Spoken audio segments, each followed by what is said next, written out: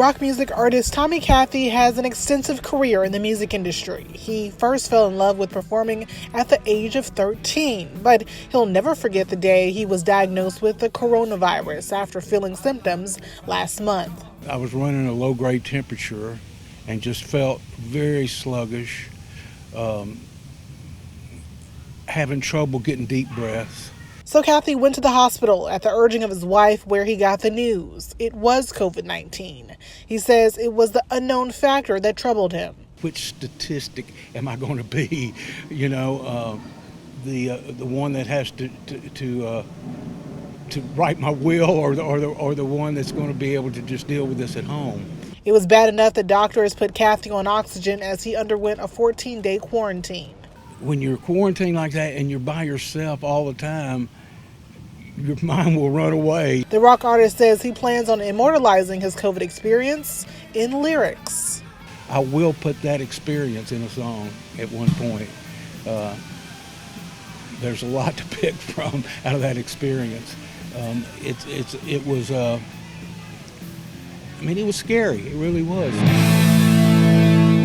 In Whitehaven, Rebecca Butcher, Local 24 News.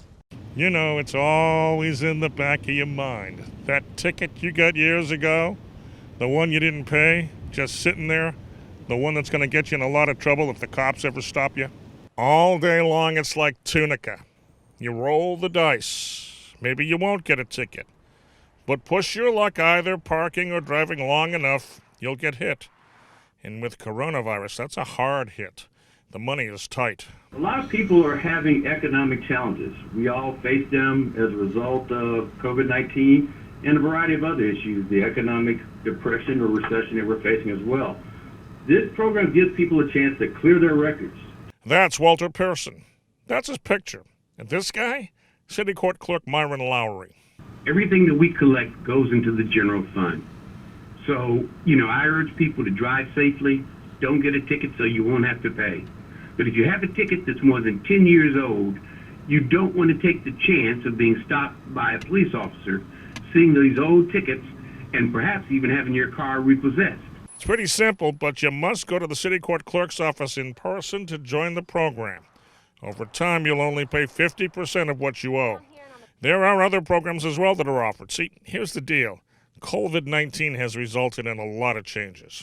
We've noticed a marked decrease in both tickets issued as well as collections. I think the virus has affected all of us. The amnesty program will last until the end of the year. In Memphis, Mike Matthews, Local 24 News. If the bill passes, the only people who would not be able to carry a gun out in the open without a permit would be those convicted of stalking, drunk driving, a felony, or anyone who stayed in a mental institution. It's not looking great for drivers tonight. The Arkansas Department of Transportation says there's no timeline on when the bridge could reopen. The crack found during a routine inspection could take a while to get fixed. And Governor Lee signed this into law to ensure fair competition. But critics say it's about discrimination, not fairness in girls' sports. Neighbors here in Hickory Hill had inconsistent trash pickup for months. Ms. Stevenson says even though her trash can is empty today, she says she went weeks with a full garbage can, wondering when they come by and pick it up. For some, a sense of relief knowing the officer now convicted of killing Floyd was held accountable. But they say their fight isn't over yet. Now that all state-enforced COVID-19 restrictions have been lifted, people were happy to get out and enjoy an exciting show. NMPD says it's practicing all these policies to avoid any killings by officers. Well, Richard, the suspect, Cody Dimmitt, is also wanted for aggravated assault in Georgia. He was captured around 7:30 this evening after a 6-hour standoff with Arkansas State Police. Now, Dimmitt was originally stopped in Memphis this afternoon by South Haven police officer Roy Hurst, who was assigned to the FBI Safe Streets Task Force.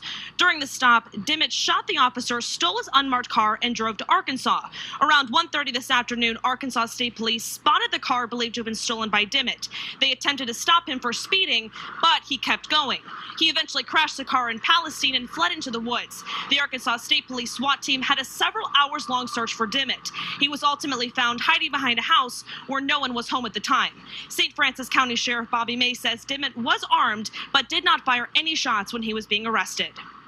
The police officer that was chasing him probably didn't have any idea who he was chasing. And that's one of the hazards of law enforcement. We have no idea sometimes who we stop. So, and they could be a serial killer. They could be a serial rapist. We don't know. And so that's one of the hazards we have, and we accept that hazard. And Dimmitt is being held in the St. Francis County Jail tonight. Now, it's unclear where he's going to be transported since he's wanted in several states. The FBI is leading this investigation. Reporting live in Palestine, Caitlin McCarthy, Local 24 News. At this point, luckily, no injuries have been reported, but the damage around homes is still really bad. Take a look at this massive tree that was completely uprooted. Neighbors took chainsaws to it to make sure no tree limbs or branches were blocking roads and driveways. But this is only just some of the worst damage we can show you. A tree fell and completely smashed this car, so neighbors took chainsaws to the tree to get it out of the way. Several people's yards were also covered with large tree limbs and debris that came off of barns and sheds. And this pool that people were swimming in yesterday is now filled with branches and other things that surrounded it, like a trampoline. As soon as the tornado was over, neighbors came out to check on one another and help clean up. One Drummond's resident says she's never experienced this much damage from a storm. Not at all. When my sister called me and said trees were down, I just assumed it was a few trees. I never expected to see it this bad. And utility crews and neighbors say the cleanup will take at least several days. Reporting in Drummond's, Caitlin McCarthy, Local 24 News. Shelby County will be home to one of the largest solar farms in Tennessee. Scott Fiedler with TVA says the site, which will power 150 megawatts, will be used for the Facebook data center in Gallatin, 200 miles away. Facebook is going to take 110 megawatts of that power. There's still going to be another 40 megawatts that can be used on the TVA system. With the vast majority of it not being used here in the Mid-South, many wonder how it will help our local environment and economy. Well, at TVA, we're looking at the region as a whole, and Shelby County and Memphis could benefit from the 150. But it's also how can we all compete together as a region, a 7-state region, to get jobs and investment. RW Renewables, who's partnering with TVA, says the project will be a $140 million investment. The money will go towards everything to get the farm up and running. We don't have an exact location, but we do know it'll be in parts of Memphis and Millington. The new solar farm will most likely look like the solar panels here at the Agri Center. Matt Toulis with RWE says the project will create more than 150 temporary construction jobs and 2 to 4 full-time jobs once it's completed. However, it's likely they won't all be filled by locals. We try to source, locally as much as possible, but sometimes there are, special skill sets that are needed that we can't find locally. RWE and TVA hope with the option of clean energy, more businesses will come to the area, bringing jobs with them. The long-term impact that we see is definitely on the economic side. So there's a significant investment in the local county. There's significant property taxes that we'll be paying over the lifetime of the project. And, we'll have a permanent presence there in the community with long-term jobs as well. The project will also create more than $12 million in tax revenue, which will go to the county. If approved by environmental reviews, it'll be completed by 2023. Reporting at the Agri Center, Caitlin McCarthy, Local 24 News. Love and joy come to you, and to you bless Christmas, and God bless you and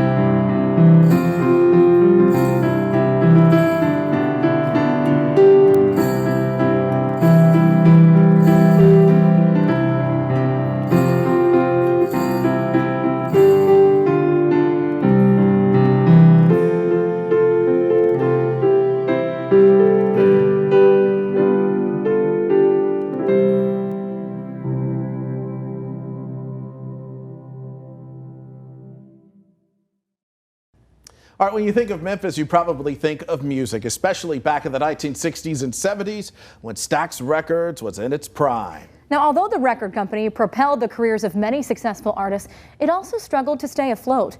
Local 24 News weekend anchor Annette Pegler has the rise and fall of this legendary label. Our first official recording there was in 1967. Born directly across the street from Stax Records, James Alexander was in high school when he joined the band, the Bar-Kays. In those days, if a company was interested in a group, they would have them to come and audition live. When Jim Stewart, the president of Stax Records, heard them, he wanted to hear more. As we were playing, he said, "What's that?" He said, "Whatever it is, keep what you got right there." He ran up in the control room. 30 minutes later, we had a song called Soul Finger. That's how our career started, just like that. That's how many Stax success stories from 1960 to 1975 started.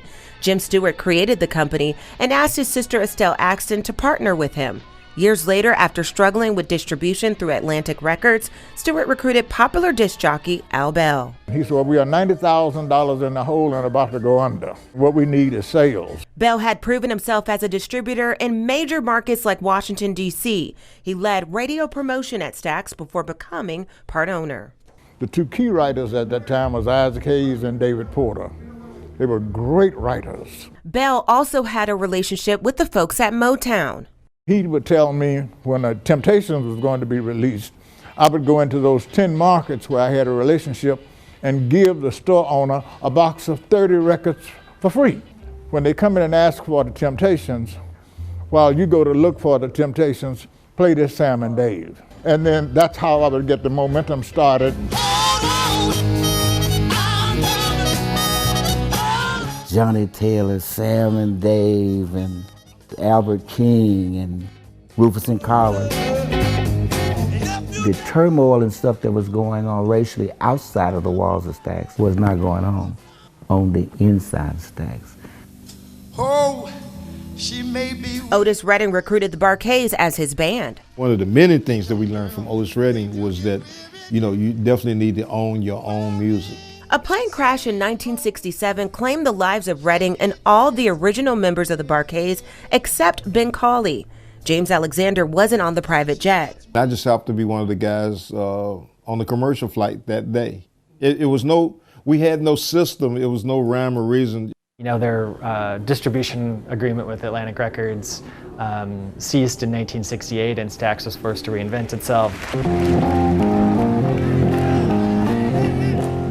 Stax's contract with Atlantic said Atlantic owned the masters to the albums they distributed. That's when the financial problems really got bad. The company was sold to entertainment group Golf and Western. That disturbed Mrs. Axton, because Mrs. Axton had, financed her home, and got a mortgage on it in order to build and move over here into this black neighborhood. A short time later, Estelle Axton left Stax. Bills piled up, and Stax executives could not afford to pay their artists. In 1975, Stax finally closed its doors. The record company was being housed at the old Capitol Theater on East McLemore in the heart of South Memphis, but that building would soon be demolished. He had park across the street and cry, because I would see an empty lot, with whiskey bottles on it, all kind of trash on it. Southside Church of God in Christ bought the building from union planters for only $10. Stax reopened as a museum in 2003, adjacent to the Stax Academy, which opened 3 years earlier. It's a great tourist attraction for Memphis, and people love what they see and feel in here because it reflects what we saw and felt as we came in making all of that great music, and it's alive and well today. Annette Pegler, Local 24 News. Are going to have to get down to the Stax Music Academy. That was pretty cool. If you enjoyed exploring lesser-known stories of Black history, go to our website, localmemphis.com, and click on the Black History category. There you're going to find multiple additional stories from behind the scenes to rare exclusive interviews. Thank you for joining us and taking this journey with us. I'm Kelsey Cairns. And I'm John Paul. From all of us here at Local 24 News, thanks for watching.